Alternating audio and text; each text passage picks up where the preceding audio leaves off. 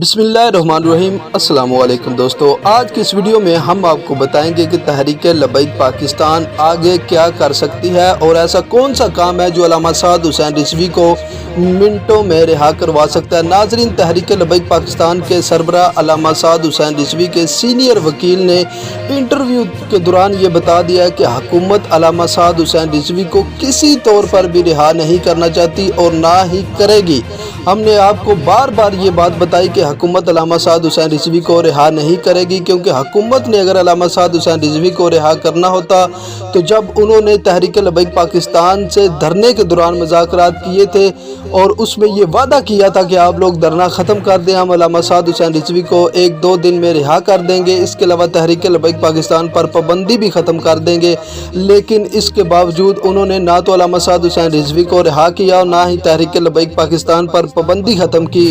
اور جو الٹا علامہ سعد حسین رضوی کی مجلس شورا ہے ان کو بھی گرفتار کر لیا۔ اب تحریک لبیک پاکستان سے گزارش ہے کہ آپ لوگ جو 12 ربیع الاول کے جو میلاد پارٹیاں ہیں ان کا رخ جو ہے وہ اسلام آباد کی طرف موڑ دیں۔ اب آخری آپشن جو ہے وہ دھرنا ہے۔ آپ تمام دوستوں سے گزارش ہے کہ میری یہ ویڈیو کو زیادہ سے زیادہ شیئر کریں۔ آپ کو اگر یہ ویڈیو اچھی لگی تو چینل کو سبسکرائب کریں، ویڈیو کو لائک